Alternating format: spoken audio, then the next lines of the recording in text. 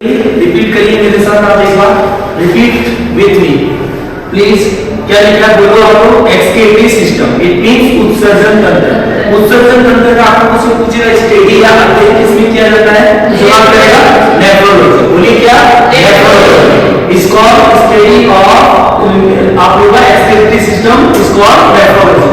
उत्सर्जन की इकाई क्या होती है? जवाब आएगा नेफ्रॉन। यानी कि एक्सक्रीटरी जो सिस्टम होता है उसका यूनिट, उसको बनाने वाली इकाई को हम नेफ्रॉन कहते हैं। मानव शरीर में अपशिष्ट पदार्थों को बाहर निकालने का इसका कार्य होता है। बताओ कार्य क्या होता है? अपशिष्ट पदार्थ को बाहर निकालना। अपशिष्ट पदार्थ मतलब होते हैं खराब पदार्थ, वेस्ट ऑर्गन। हमारे शरीर में वेस्ट पदार्थ बनते रहते हैं उनको, और उत्सर्जित ऑर्गन है वो उत्सर्जन करते रहते हैं। तो उत्सर्जन पदार्थों में या फिर आप लोग अपशिष्ट पदार्थों में कौन किस किस को देख रहे हैं? बताओ। पसीना, बलगम, CO2, वाष्प, सीबम, यूरिया, अमोनिया, पेशाब और साथ ही साथ अनपचा भोजन, काई।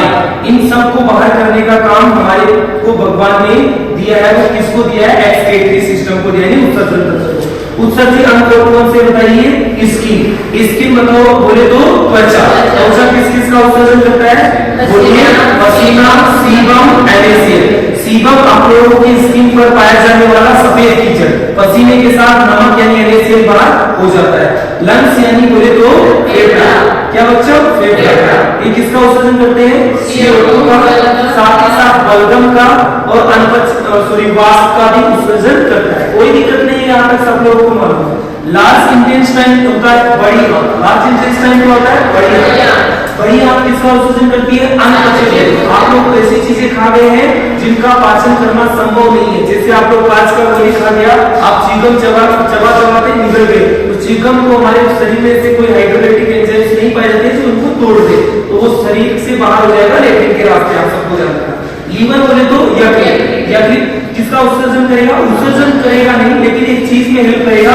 अपने शरीर में अत्यधिक पेशीला पदार्थ बना हुआ है अमोनिया। अमोनिया को यूरिया में बदलने का काम कौन करता है? लीवर करता है। इसको हमारे शरीर में बहुत सारे काम मिले हुए हैं, इसलिए भगवान ने इसको केमिकल लैब या इसको अपन रसायन, अपने शरीर के रसायन शाला के नाम से भी जानते हैं। किडनी या गुर्दा, किडनी या गुर्दा इसको डॉक्टर भी बोलते हैं। ये क्या करते हैं? यूरिया का उत्सर्जन करते हैं। किडनी का डायग्राम आप लोग देख सकते हैं, इस तरीके का डायग्राम आप लोगों के सामने होगा। किडनी को हम लोग क्या कह सकते हैं? बोलो। गुर्दे या किडनी का अध्ययन भी पूछेगा तो क्या होगा? आप लोगों का नेफ्रोलॉजी। ये उत्सर्जित प्रमुख अंग है। उत्सर्जन तंत्र का प्रमुख अंग कौन है? किडनी। इसका इकाई क्या होता है? नेफ्रॉन। 10 से 12 लाख नेफ्रॉन से मिलकर एक किडनी तैयार होता है। किडनी का नंबर कितना होता है? 2 संख्या होती है। एक खराब हो गया तो एक से काम चल सकता है, लेकिन दोनों ही खराब हो गया तो काम नहीं चलेगा। आगे बढ़िए। वजन कितना होता है किडनी का? वजन 140 ग्राम। संख्या में कितना होता है? 2। आपसे पूछेगा कि इससे रिलेटेड झिल्ली या मेम्ब्रेन का नाम क्या होता है? जवाब आएगा पेराटोरियम झिल्ली। आपसे ब्रेन से रिलेटेड झिल्ली का नाम पूछेगा तो क्या होगा? मेनिंजाइटिस झिल्ली। आप लोगों से हृदय से रिलेटेड झिल्ली का नाम पूछेगा तो क्या होगा? वो पेरिकार्डियल मेम्ब्रेन या पेरिकार्डियल झिल्ली।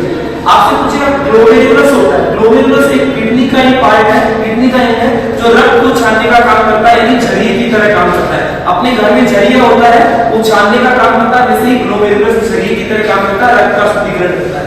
यदि ग्लोमेरुलस खराब हो गया है तो आप लोगों की किडनी डैमेज हो जाएगा, जो काम था उसका, जो काम कर रही थी उस काम का अभाव हो जाएगा, रक्त को छानने की क्रिया पानी।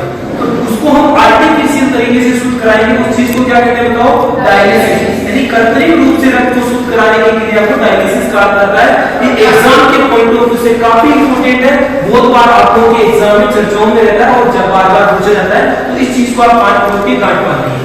गुर्दे की बीमारी कैडमियम की अधिकता से होती है, ठीक है ना। जैसे लोहे की अधिकता से आप लोगों को पॉलीसाइथेमिया, या फिर आप लोगों में लोहा मिलना, लोहे की कमी से आयरन की कमी हो गई, कैल्शियम की अधिकता, आप लोगों में आयोडीन की अधिकता, आप लोगों में कांच से लेड, पीबी की अधिकता, इनसे बीमारियां होती है, तो इस चीज को याद रखिए। दूसरी बात, किडनी में इस चीज आप 2 किडनी देख रहे हैं, मूत्रा से देख रहे हैं, इसको यूरेटर कहते हैं। मूत्रा से सांप, मगरमच्छ, पक्षी इनमें नहीं पाया जाता, एब्सेंट होता है, इसको हम मूत्रमार्ग कहेंगे, है ना। ये चीज आप लोगों को ध्यान रखना।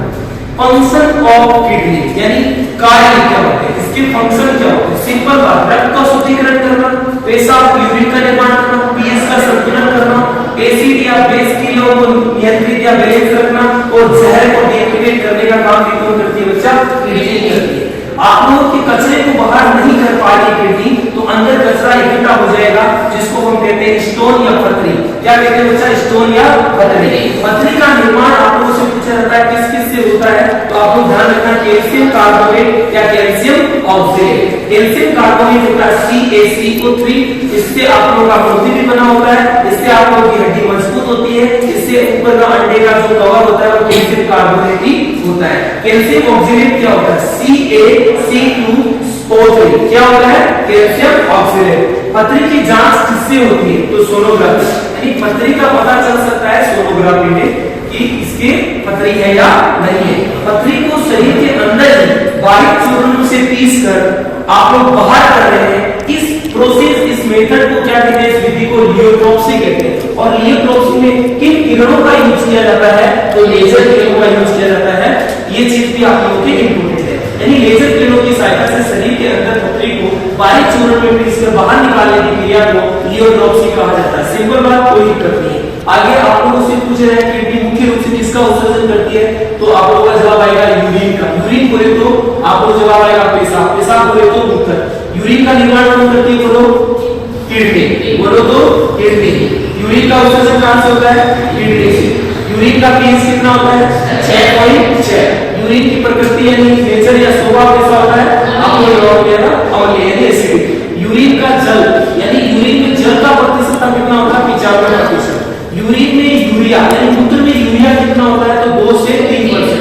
यूरिया का खोज किसने किया पूछेगा तो मोहल्ला ने। प्रयोगशाला में बना सबसे पहले कार्बनिक पदार्थ कौन सा है बच्चा? आप लोगों का जवाब आएगा यूरिया। कार्बनिक पदार्थ कौन से होते हैं? जिनके साथ कार्बन जुड़ा होता है। बताओ यूरिया के साथ कार्बन जुड़ा हुआ है कि नहीं? बिल्कुल जुड़ा हुआ है, कोई दिक्कत नहीं है, आप सब लोगों को पता है। सबसे पहले बना कार्बनिक पदार्थ क्या कहलाता है? यही कहलाता है। दूसरी बात आप लोगों से पूछेगा यूरिया में रक्त की, देखो यूरिया का केमिकल फॉर्मूला तो क्या होता है? NH2CONH2। जवाब आ जाएगा, कोई दिक्कत नहीं है। आपसे पूछिए रक्त में यूरिया की प्रतिशतता कितनी होती है? आप 100 ml रक्त लेंगे तो उसमें 20 से 40 मिलीग्राम आप लोगों को यूरिया मिलेगा। तो 20 से 40 मिलीग्राम प्रति 100 ml रक्त में यूरिया होता है।